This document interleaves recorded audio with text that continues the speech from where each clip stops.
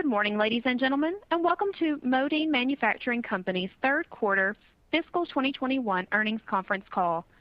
At this time, all participants are in a listen-only mode. Later, we will conduct a question-and-answer session, and instructions will follow at that time. If anyone should require assistance during the conference, please press star then 0 on your touch-tone telephone. As a reminder, this conference call is being recorded.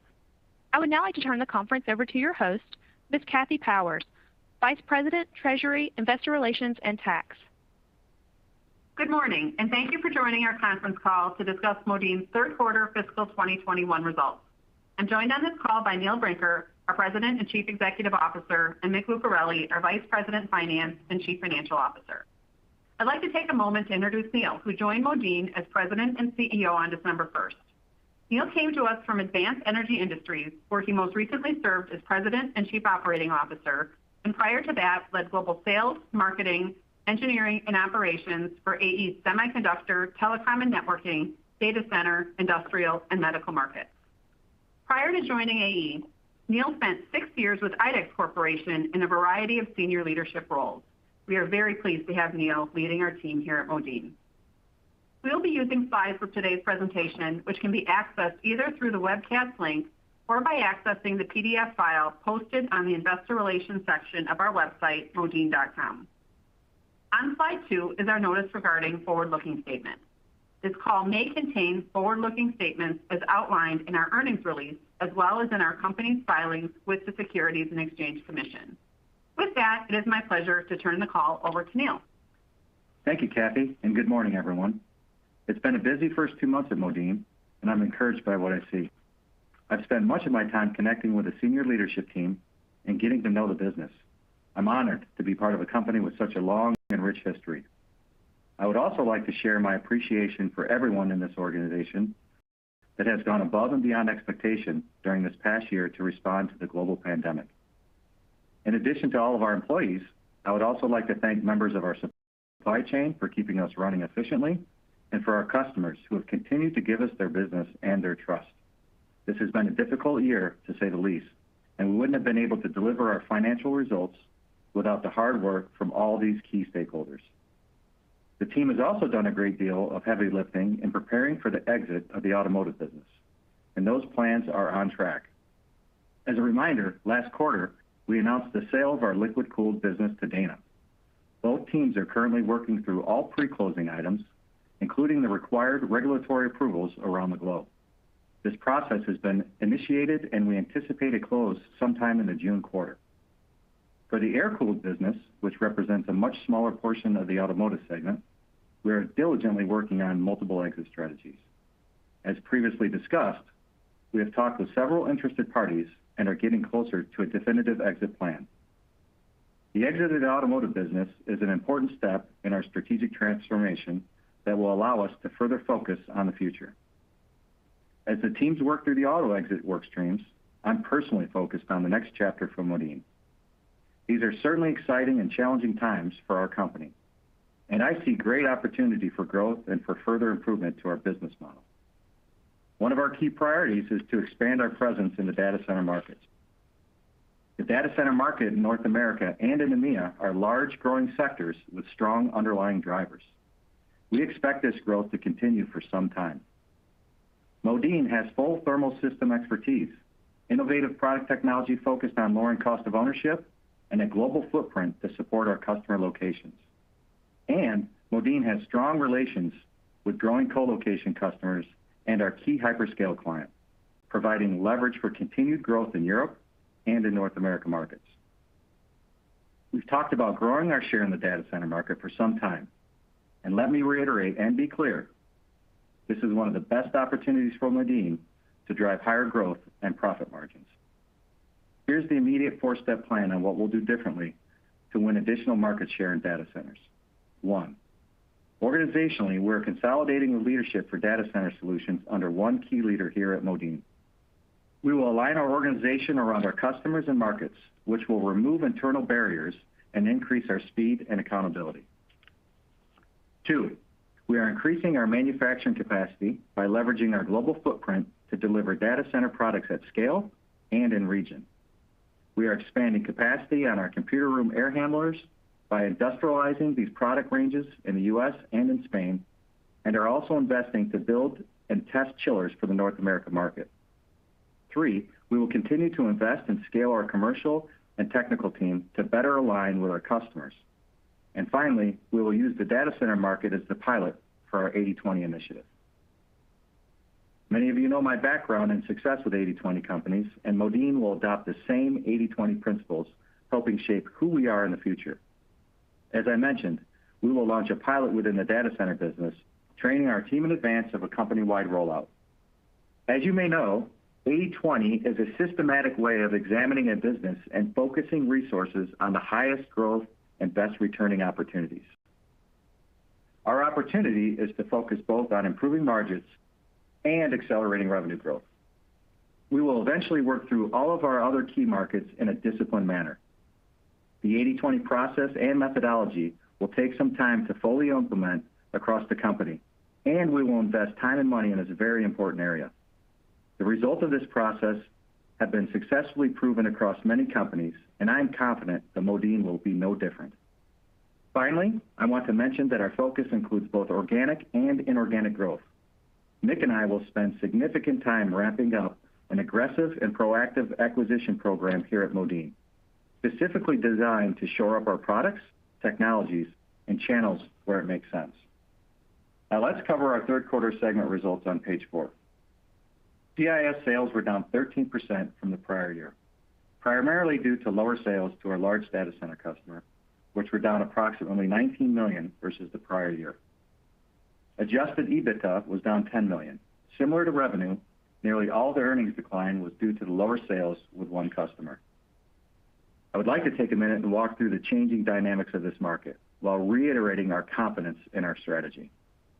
As you know, our largest customer in the CIS segment is a hyperscale data center customer. While the hyperscale market has grown at a good rate this past year, many hyperscale providers have chosen to scale back their large-scale capital expenditures for DC construction. In order to keep pace with the growth, many hyperscale providers have leveraged the rapid growth of co-location to expand their DC footprints. During this period, we have collaboratively worked with our client to design their next generation of cooling technology for large-scale data center construction. We expect that we will see orders for these innovative and proprietary cooling products ramp again in fiscal 2022. In addition, I previously mentioned that we are consolidating leadership and focus on the data center markets to continue our growth with both hyperscale and co-location clients. At the same time, we will evaluate different alternatives to better align the external reporting of our consolidated data center business, since it currently resides in 2 business segments. Besides the drop in sales, CIS margins were also negatively impacted by expenses to complete the final phase of our plant consolidation in China. This is now behind us, and we expect those inefficiencies to improve going forward. Last, the team remains focused on improving the profit margins of our coils products and driving growth in coolers. I'm encouraged, and I look forward to utilizing our 80/20 process to accelerate this progress. Please turn to page 5.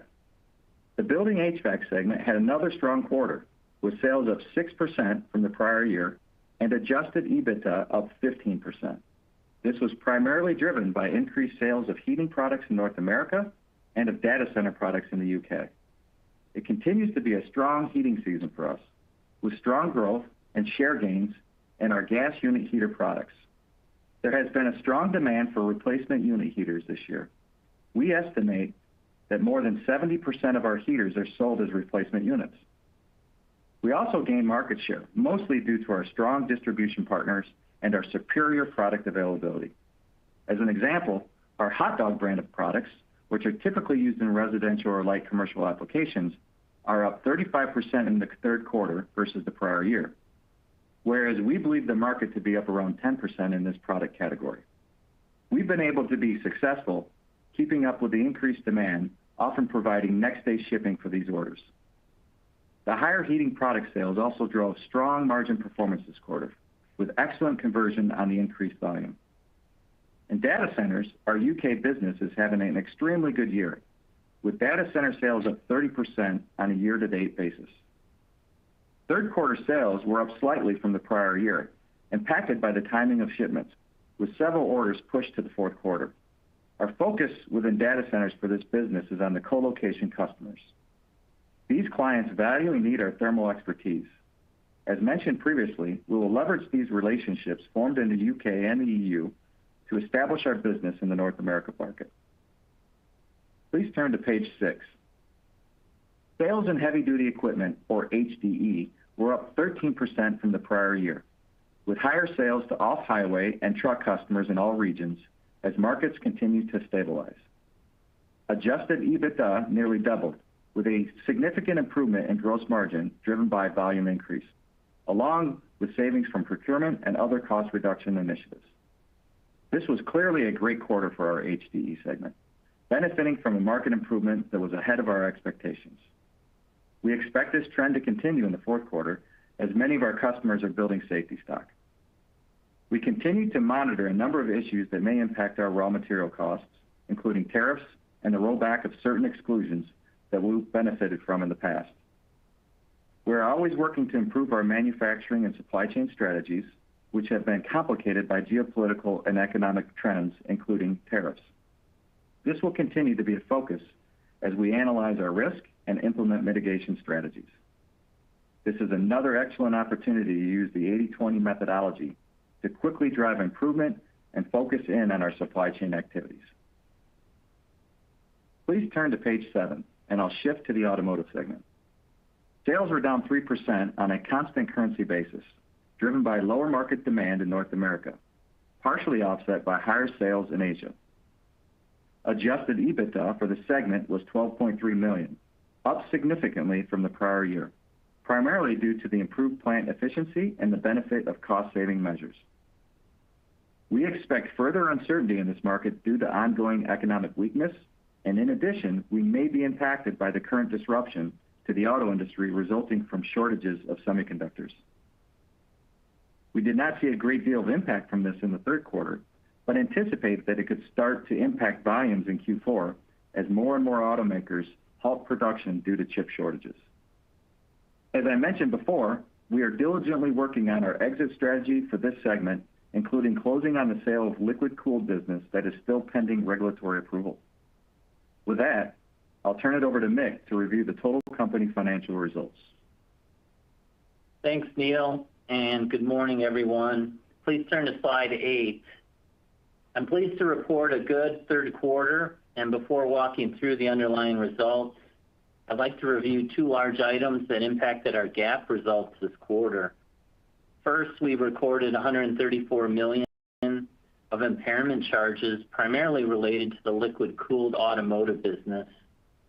As a result of our agreement to sell this business, we wrote down the associated assets.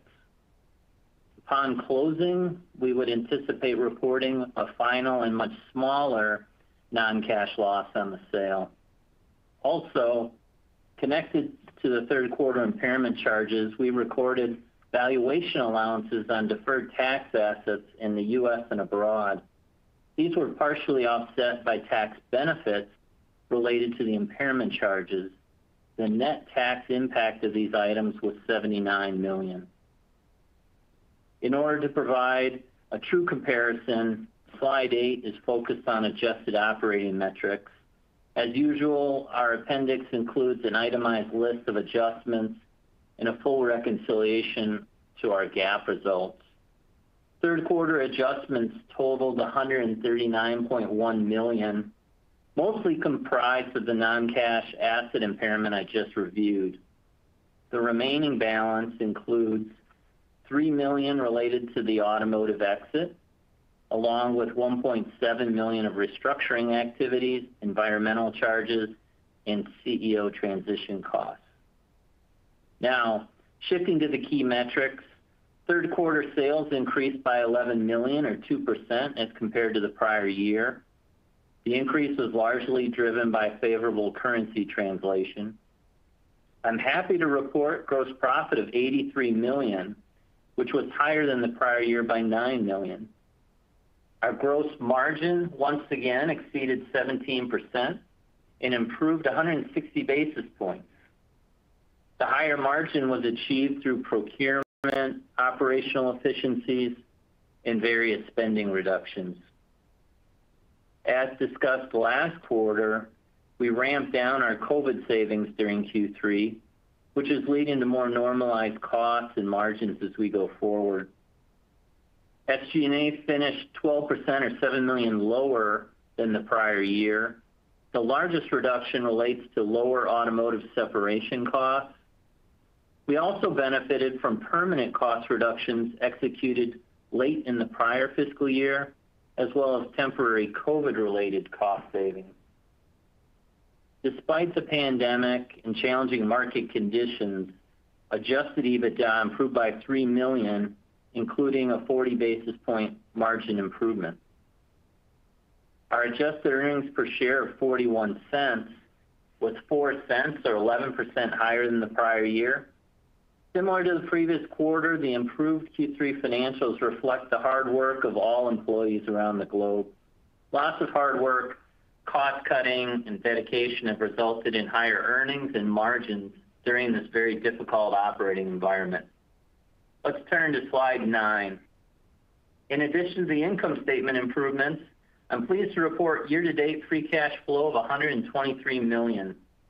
This extraordinary performance was driven by a number of items, including operating cost reductions, reduced automotive exit spending, lower capital spending, CARES Act deferrals, and effective working capital management. We continued to repay debt with excess cash, resulting in a leverage ratio of 1.9, which is our lowest level in 4 years. As we look to the full year, we expect free cash flow will be negative in Q4, due mostly to the timing of some large cash payments, including required pension contributions, higher capital spending, and working capital. Again, I want to highlight that the cash flow and balance sheet position are key successes this year, allowing us to head into our strategic transformation with a strong and flexible financial position. Now let's turn to slide 10 with our fiscal 2021 outlook. After analyzing the incremental tailwinds and headwinds, we are maintaining our full year outlook. Our revenue guidance reflects a 7 to 12% decrease, with adjusted EBITDA falling within a range of $155 to $165 million. Although our markets are largely recovering from the pandemic, we continue to see pockets of softness, as well as rising commodity metals prices and lingering tariff challenges.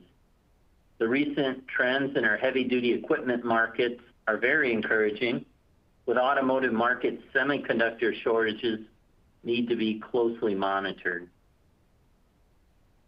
While holding the full-year EBITDA guidance, we continue to see a dip in our Q4 margin due to a few transitory items, including tariffs and metal increases not yet passed through to our customers, a delayed ramp-up of CIS data center shipments to early fiscal 22, a complete phase-out of COVID recovery measures in Q4. Finally, our fiscal 2021 outlook includes the full scope of our automotive business, including the liquid-cooled portion that is in the process of being sold.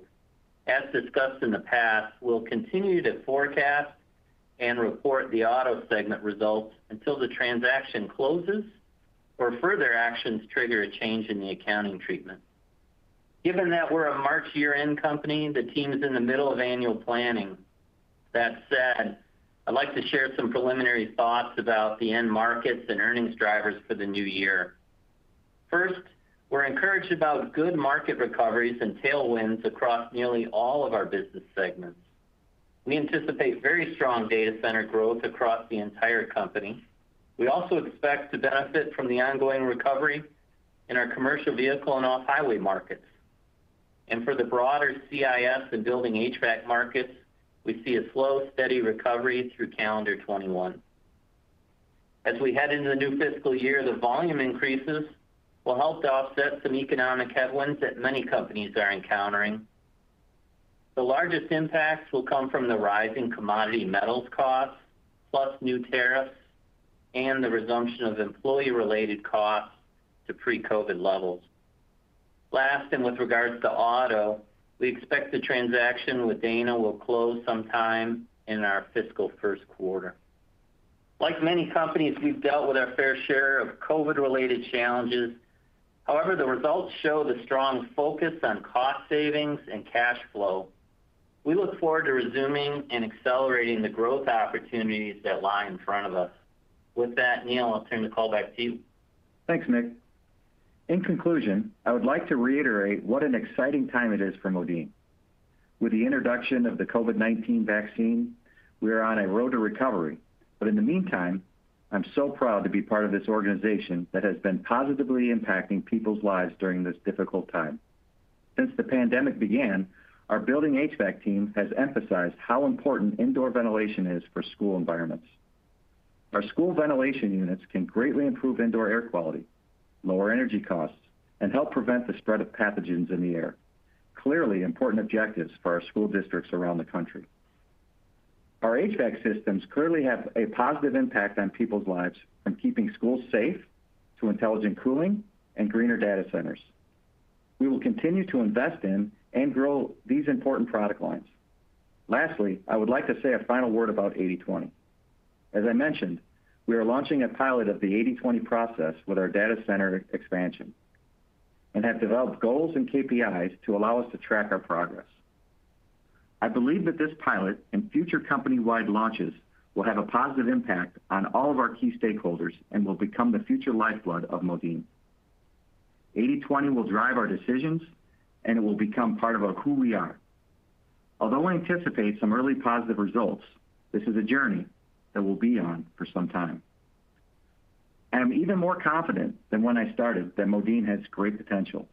We will leverage the great legacy and culture to make this a truly great company. With that, we'll take your questions. If you have a question at this time, please press the star key, then the number 1 on your touch-tone telephone. If your question has been answered or you wish to remove yourself from the queue, please press the pound key. Your first question is from Matt Summerville of D.A. Davidson. Thanks. Good morning. Maybe just start with mentioning tariffs a couple times during the prepared remarks, rollbacks as well. Can you talk about how that's impacting Modine? What sort of financial impact we can expect in that regard, what the company can and will do to mitigate that, how much you ultimately feel you'll be able to recoup, and also that includes, the recent escalation we've seen in input costs as well. So maybe just spend a few minutes parsing those things out, talking about how we should be thinking about that. Yeah. Good morning, Matt. It's Mick. I'll give you some of the numbers behind it and what we're seeing, and then I'll let Neil wrap up with all the work he's been doing with the supply chain to address, the mitigation effort. So last year, as you know, we had some new tariffs come through. There were some tariffs put on stainless steel and products we had coming in from China, and we eventually were given exclusions on those. And those exclusions, some of those were expired and or removed, and now we've got some exposure there on the stainless steel side. Then late in the fall, there was a large anti-dumping tariff applied, a 50+% tariff on aluminum products coming in from Europe, and that's been another large impact to the company. In the quarter, we estimate that it's about a $2 to $3 million impact in Q4.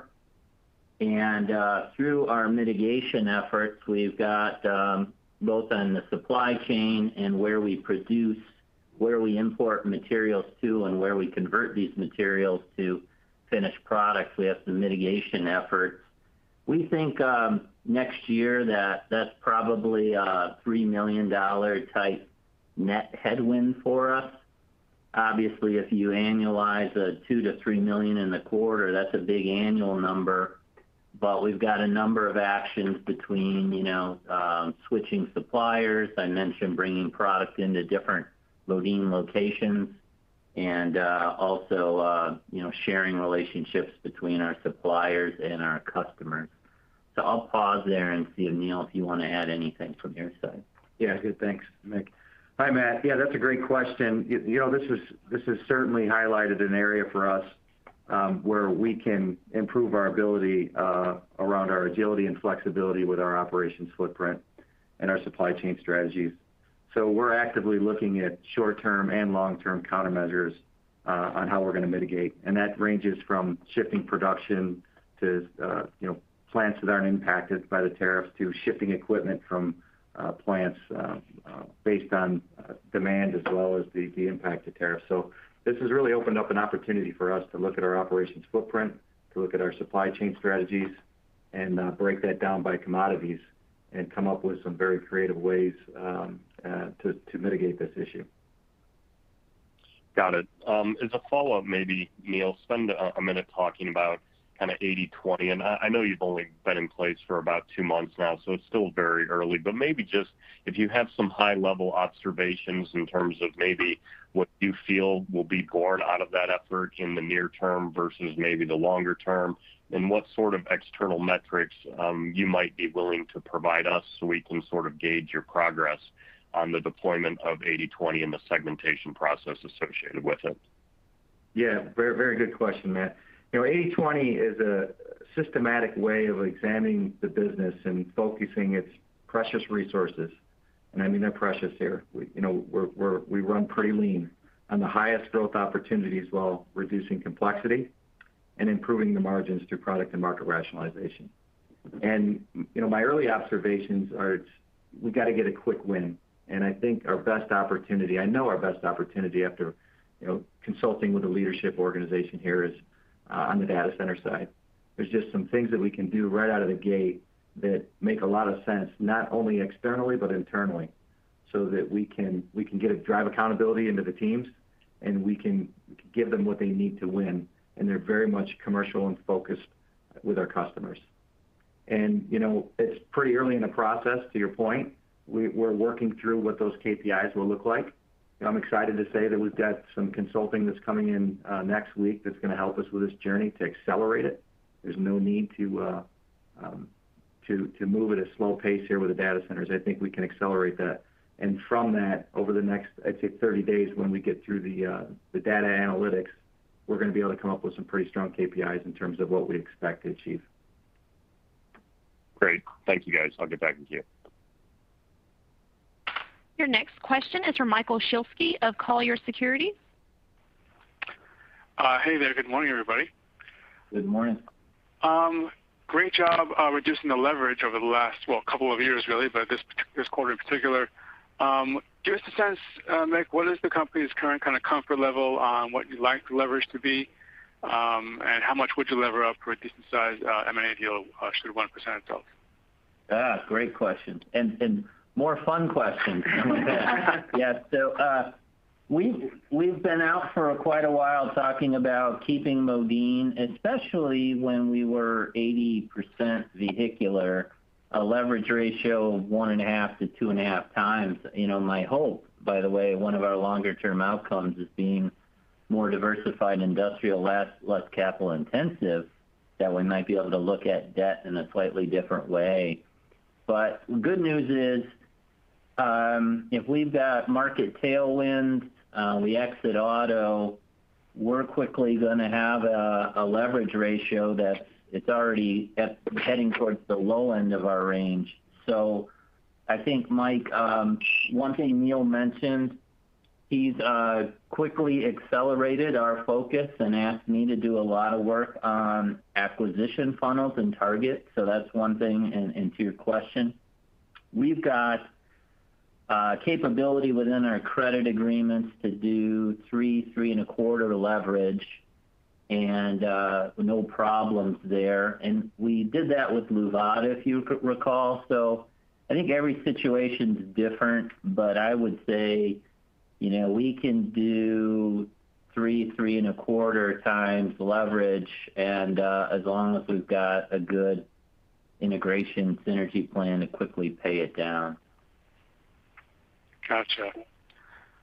Maybe another question I can bring up quickly here is, I was wondering if you could give us just a quick update on anything that you're doing in the EV world.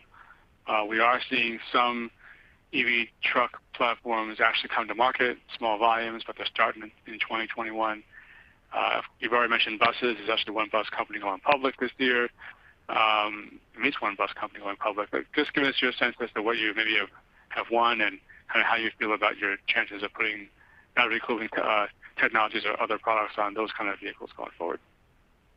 Yeah, Mike, I think I talked about this a little bit, last quarter, and then Neil has completely jumped in with our HDE team. And as we think about 80/20 as well, the opportunities, as you know, on electrification in truck is growing quite quickly. The amount of inbound calls and the amount of development activities we have going on has really grown quite a bit. We're working with a number of mainstream companies, none of which we can really talk about in a public forum, as you can imagine, plus a number of emerging and startup companies. And the biggest success we've seen that are in production, orders, development, productions on specialty vehicle and bus. The truck development cycles are quickly right behind there.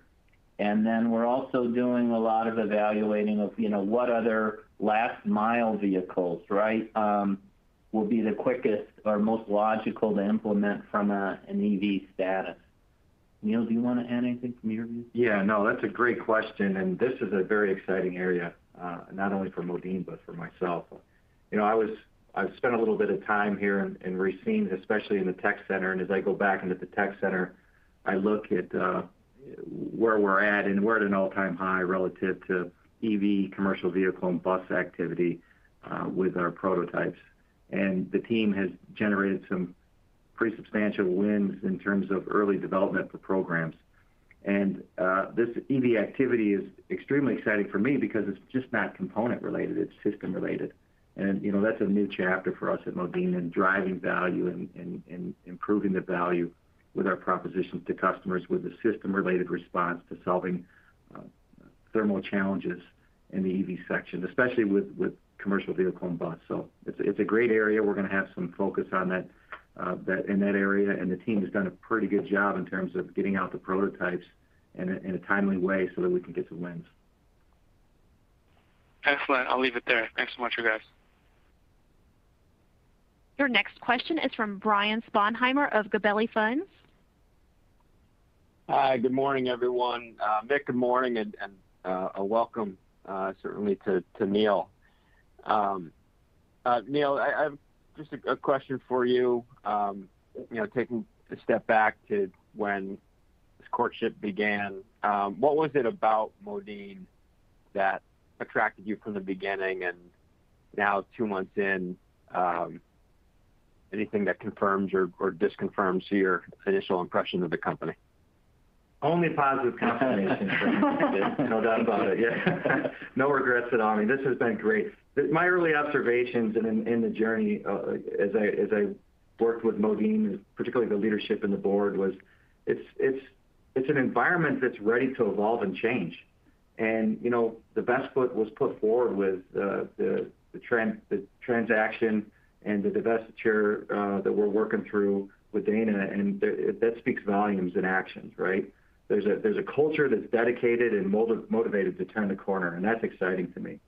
And there's very strong innovative product technologies. That was an absolute draw, coming from highly engineered, diversified background. That is something that in order to be successful, you have to be innovative and creative, and I see pockets of that in Modine that we just need to untap. It has a rich legacy and a strong brand, and we're going to continue to identify those target opportunities inside Modine to support the transformation. So to me, to be part of that change was pretty exciting. Drew me not only the team and the culture and the rich legacy of Modine and its brand, but that transformational piece. To be part of that was very enticing. Yeah, I guess along the same lines, what do you think your mandate is from the board and from the shareholders? drive the transformation of Modine, continue to do that and do that in a productive way while we maintain and respect the legacy of the company. Great. Well, I look forward to eventually getting out to the scene to see you and maybe in the parking lot. But I will. We wish you the best, and I look forward to seeing what the next few years bring. Thanks, Brian. Pleasure. Your next question comes from Steve Ferranzi of Sidoti & Company. Good morning, everyone. You've talked about the adding the data center capacity in the U.S. and Spain on a previous call. Just trying to get a sense of the timing on that, where you are in expanding that capacity, and is that part of the higher CapEx in Q4? Yeah. Hi, Steve. It's Nick. No, I think Q4 will be just kind of across the board. There's been with plant shutdowns, people working remote. There's just a general backlog of some things we need to get done as the world starts to open up. And then with regards to the expansion for CIS in Spain, we'll be up and running in our Q4, which is great on computer room air handlers, our craw units. And in the chiller side in the U.S., that'll be second half of our fiscal year where we'll be in production from that side. Total capital spending is another nice thing I like about this side of our business is relatively speaking, these are not large capital investments for us.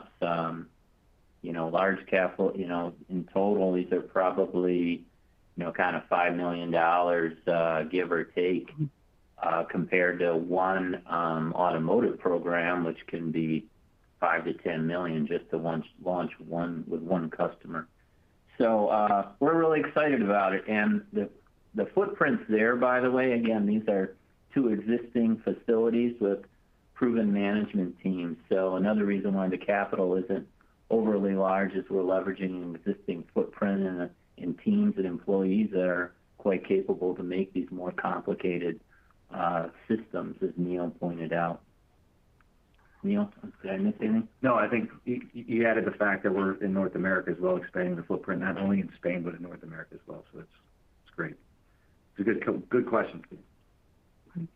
And I just wanted to follow up on the expectation on higher metal prices and the impact. And I just want to clarify this. Did you say that those higher metal prices didn't impact the P&L in the quarter you just reported? And then the flip side of the question would be, what's the efforts to mitigate higher prices if we remain elevated for a while in terms of price resets with contracted customers or pass-throughs? Yeah, really good question and good clarifying for us. So when I answered a little earlier, that was specific to tariffs. The other, I'd say challenge, inflationary issue that's going on as the world looks past COVID is the rapid rise of commodity metals. Everybody has seen copper, aluminum, steel, and for us, we're heavy users of copper and aluminum, a little bit of steel. And in the quarter, we had a net year-over-year negative impact, pretty small for us, only about $2 million. The run really began in the metals since October. We've seen kind of almost a 20% increase. If you look at next year average, if things hold or stay where the markets expect them to be with metals, we'll see about a 20% increase on average in raw materials. In Q4, we expect to start to see the biggest impact the next couple quarters. As a reminder, we have a lag. We do have pass-throughs. So on CIS, that business segment, much more real time as we pass through, each bid spec program. We use current material costs. Building HVAC, much the same way, more real time pricing to current market conditions. So then we're down to HDE, which has the long-term agreements with the large OEs. just about every customer has a pass-through agreement, and then the difference is really how they work, the lag or the timing impact of that. And we tend to think about on average is about 6 months on the HDE side. So Q4 here for us, Q1, 2 will be catching up about a $6 million or so I'm estimating impact in our Q4. And next year in total, probably, again, things stay, anything can happen in the metals markets, but at least probably a $10 or $12 million metal headwind as we try to pass through these prices and eventually catch up to the metals market. That would be in addition to the tariff numbers I mentioned earlier. Neil? Yeah, and I think that's a great explanation in terms of how we're maintaining the margins with the increase in metals. But in order to maintain the material velocity, we've also added safety stock and we've added safety lead times. We've executed on advanced bookings and we're redirecting some sea freight to less congested ports to prevent disruption. So it's not only on the margin side, but we have a lot of activity in order to maintain on-time delivery and lead times across the facilities. It's really helpful. Thanks, everyone. We had Matt Somerville from D.A. Davidson return to the queue. Yeah, in the past you've talked about the revenue associated with this large data center customer. I'm sort of eyeballing a $30 million kind of revenue number from that customer in fiscal 21.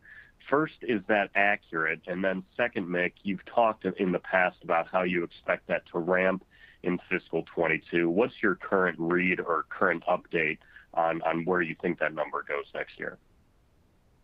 Yeah, good questions. The CIS has really two pieces. Again, for everybody, making one step back to also Neil's comments earlier. Last year we had about $40 million of data center business in building HVAC. That is primarily UK systems, great margin business, right? We want to do more of that. And that's what we're also expanding globally when we mentioned Spain and North America. When we acquired Luvata, there were two pieces, and probably, on average about evenly mixed. There's about 40 million of coils that we sell, heat exchangers, into the data center market.